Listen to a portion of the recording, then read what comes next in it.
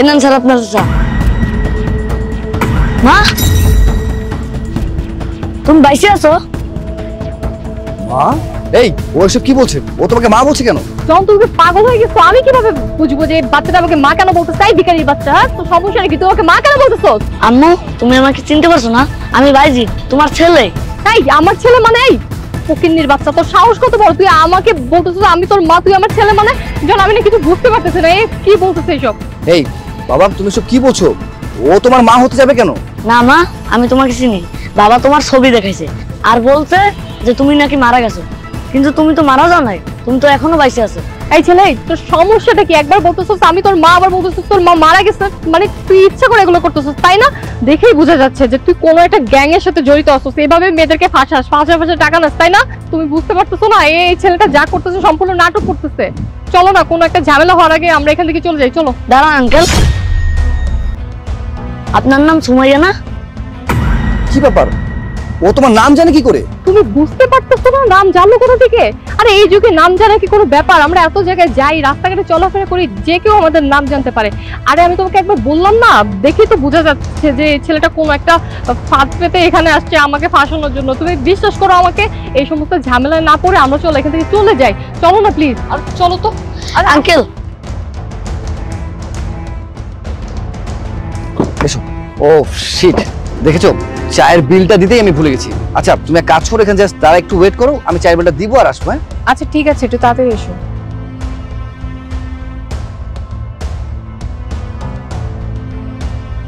বাবা শোনো, তুমি ওই আন্টিকে মা বলে ডাকছো কেন? আমার মনে হয় কি যে তোমার মায়ের সাথে মনে হয় ওনার চেহারার মিল আছে, এই জন্য মনে হয় তোমাকে মা বলে ডাকছো, তাই না? আঙ্কেল, আমার মার মতো দেখতে না, সত্যিই আমার মা। এসব তুমি কি বলছো? উনি তোমার সত্যি সত্যি মা হন? হ্যাঁ আঙ্কেল, এটাই সত্যি, উনি আমার মা। তোমার আব্বু কোথায়? ওনার সাথে একটু কথা বলে দিতে পারবে আমাকে? ঠিক আছে আঙ্কেল, চলেন।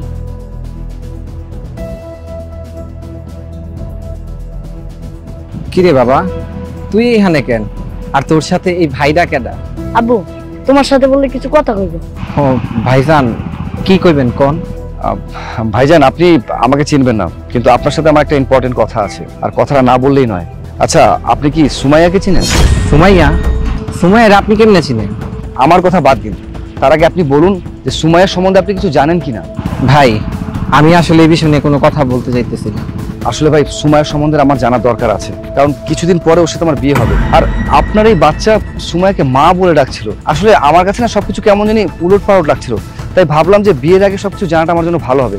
তাই বলছিলাম কি ভাই, সুমাইয়ার সম্বন্ধে যদি আপনি কোনো কিছু জেনে থাকেন প্লিজ আমাকে একটু বলেন।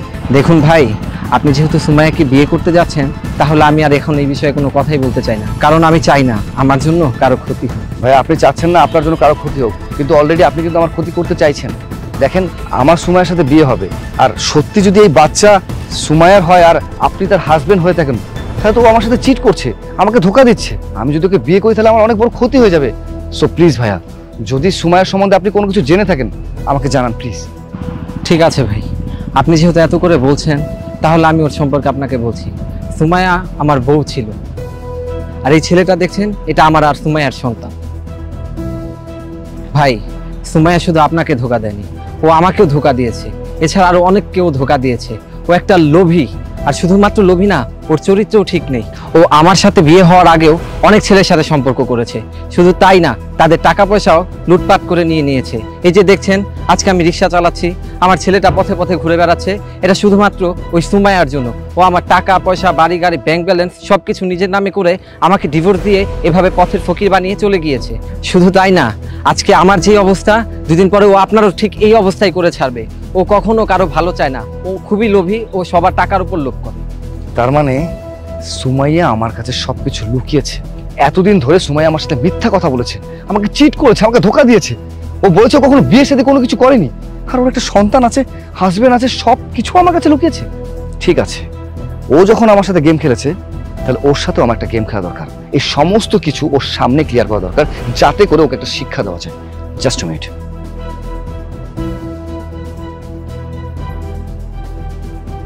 সুমাইয়া, তুমি এক কাজ করো, গাড়ি থেকে একটু সামনের দিকে আসো। এখানে না খুব সুন্দর বাতাস হচ্ছে, খুব ভালো লাগছে, তোমার ভালো লাগবে। একটু সামনে আসো। তোমার কি হয়েছে বলতো? কি সুমাইয়া, দেখো তো এই লোককে তুমি চিনতে পারো কি? আরে একে আমি কোথা থেকে চিনবো? দেখে তো মনে হচ্ছে যে একজন রিকশাওয়ালাকে আমি কোথা থেকে চিনবো? চুপ! আর একটা মিথ্যা কথা বলার চেষ্টা করবি না। কি ভেবেছিস তুই? হ্যাঁ, তুই দিনের পর দিন আমাকে মিথ্যা কথা বলে যাবি, আর তোর সমস্ত মিথ্যা এইভাবে চাপা থাকবে, কেউ কিচ্ছু কোনোদিন জানতে পারবে না।